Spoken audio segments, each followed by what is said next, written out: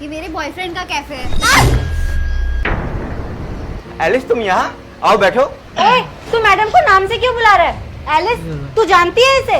तुषार, तुम यहाँ वेटर का काम करते हो? दीदी, तुम भी इसे नाम से जानती हो? इसका मतलब ये तो नहीं कि यही तुम्हारा बॉयफ्रेंड है? हाँ मैं ही इसका बॉयफ्रेंड हूँ।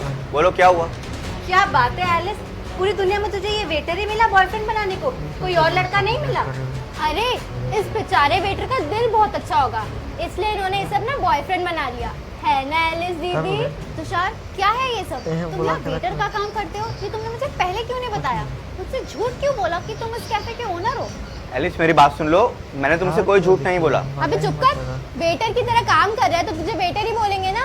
तुषार, तुमने मेरे दोस्तों के सामने मेरी बेइज्जती करवा दी, तुम्हें छोड़ूंगी नहीं। अरे एलिस, तू इतना गुस्सा क्यों कर रही है? तुझे पता है ना मेरा बॉयफ्रेंड शहर की सबसे बड़ी कंपनी में काम करता है, उसको बोल के छोटी मोटी जॉब तो दिलवा ही दूंगी।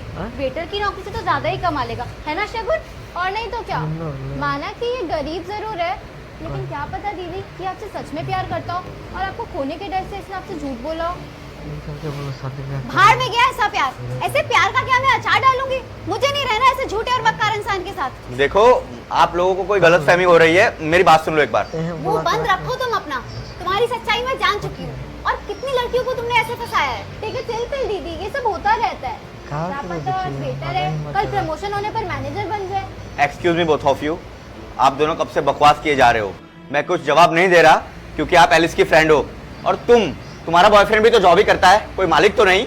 अबे वो दो कौड़ी के वेटर, तू एलिस का बॉयफ्रेंड है इसलिए हम तुझसे बात कर रहे हैं, वरना तेरी औकात भी नहीं है हमसे बात करने की। इनको बोलने से पहले खुद को देखो, तुमसे ज्यादा इज्जतदार जॉब करते हैं वो, तुम्हारे जैसे यहाँ वेटर नहीं है। और तुम्हारी ये सच्चाई मुझे पहले पता होती ना तो तुम्हें मैं अपना बॉयफ्रेंड कभी नहीं बनाती। आज के बाद मुझसे मिलने की कोशिश भी मत करना, इट्स ओवर बिटवीन अस। अरे नहीं दीदी, क्या कर रहे हो? इससे ब्रेकअप मत करना, इसे ना बैकअप में रखो, कम से कम हमें यहाँ खाने पर डिस्काउंट मिल जाएगा। देखो एलिस, ये दोनों सिर्फ तुम्हें मेरे खिलाफ भड़का रहे हैं, तो मेरी बात सुन लो।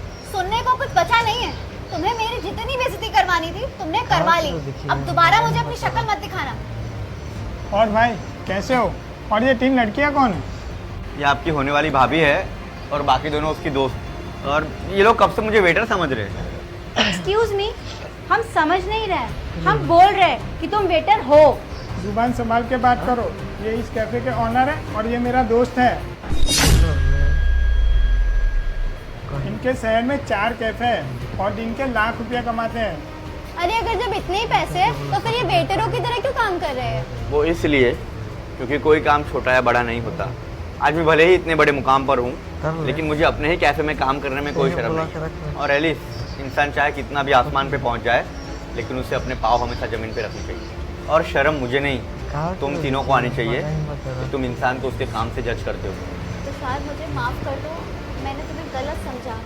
I am so sorry. Sorry? अब उसकी कोई ज़रूरत नहीं है। तुमने इन दोनों की बातों में आकर मुझ पे शक किया। मुझे ऐसे प्यार की कोई ज़रूरत नहीं है जिसमें भरोसा ना हो। तो शायद हमसे गलती हो गई, हमने तुम्हें गलत समझा, लेकिन हमारी गलती की सजा एलिस को मत दो। ये सब इससे पहले सोचना चाहिए था, अब कुछ नहीं हो सकता। चलो।